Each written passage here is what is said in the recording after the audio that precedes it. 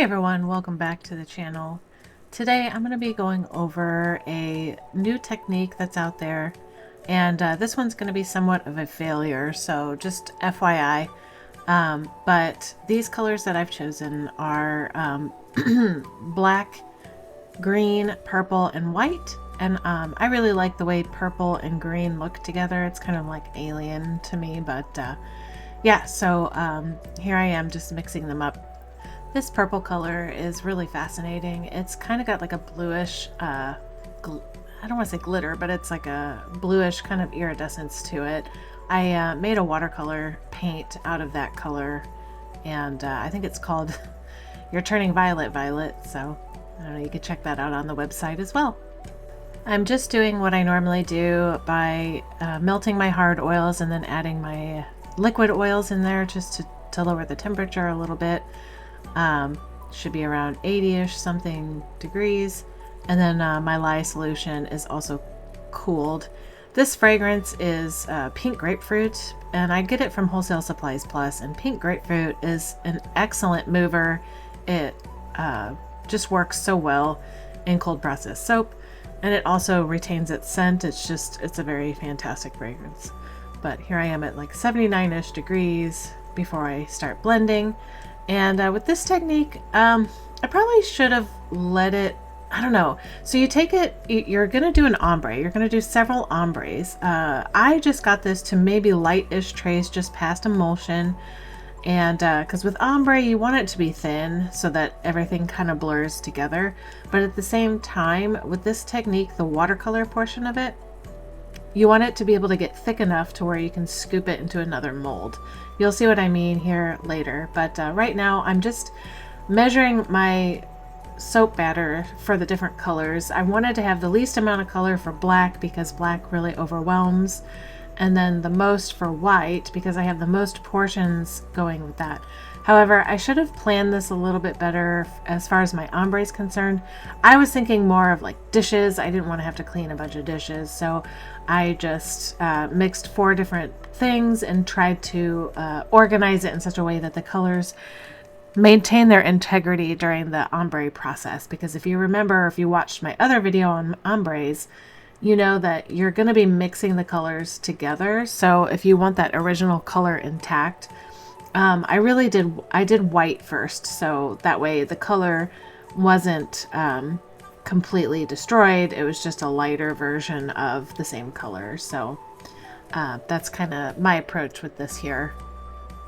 If you see that I'm kind of mixing in the white with the green there, I'm kind of hand blending it because I don't remember why. I think it's just because the white was too stark against the green. I didn't do an ombre very well with that.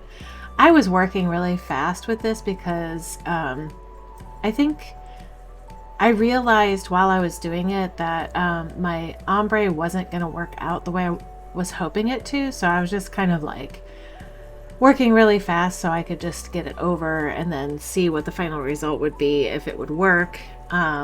And it does work. It's just that, and you'll see later on, you'll see that it doesn't really work for this batch. And I try it again, and that will be attached to the end of this portion so that you can see the difference and my method and everything.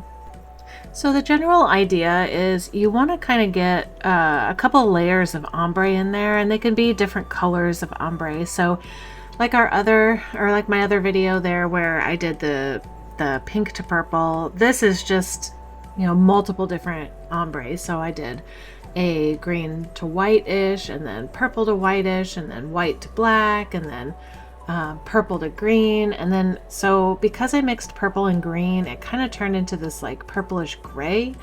And that seemed to be a dominant color at the end, which I wasn't really happy with that. I knew it was going to happen, but if I was going to do something like that, I should probably have taken out the black altogether. Because I ended up having too much black in the end, and then it just ended up overwhelming the ultimate end result.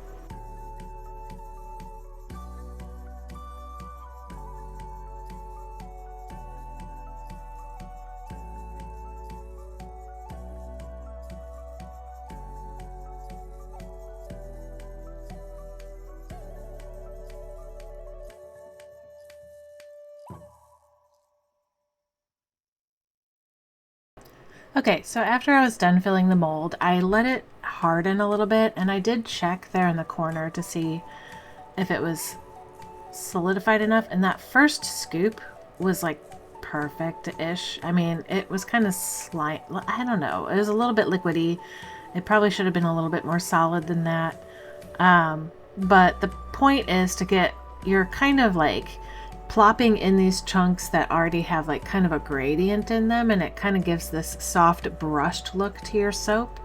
For some reason, I know why, but the soap was solidifying more around the edges, and when I got to the middle, it was more liquefied. So again, this is where I was talking about the black as well. So if you have a more liquefied, see, the spoon looks great, and then as soon as I put it in the mold, it kind of gets muddy.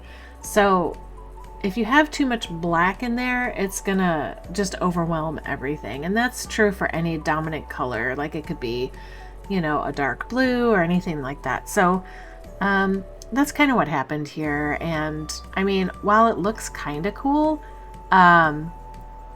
yeah, it's not the look I was going for. So I would chalk this one up as to a failed experiment. It will still be up on my website for sale at a discount, just because this is kind of classified as like a lab soap, like an experiment. See, that's cool on the spoon, but then it kind of chunks down and it's like nothing but like a green blob. But anyway, I'm gonna let you watch me fail miserably at this, and then we'll go from there.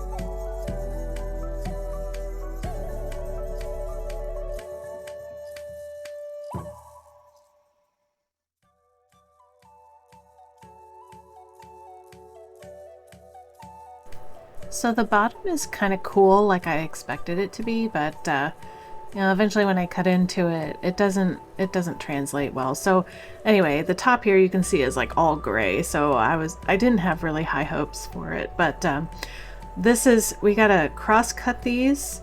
So in earlier videos I likened it to like cutting it like wood grain, but I can't keep referring it to that because not everybody has seen the wood grain technique, so I'm just going to call it cross cut. So that's where you cut it, you cut the loaf lengthwise by how wide you want the bar, if it's standing up tall, or how tall you want if you have it sitting horizontally, and then you flip it to the side, and you cut it to the thickness that you want. That way you're getting that cross cut image. So think about it this way: if you're looking at the top of your loaf and you see the pattern, that's how you want to cut it. You don't want to cut it just straight up and down, because then you won't see that beautiful pattern that you just made.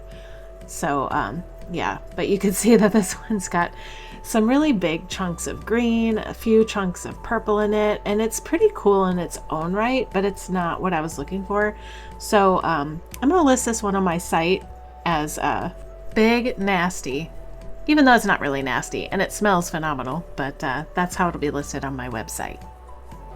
I'm gonna wait to redo this one, so this is gonna be it for now, and I'll see you in the next one. Bye!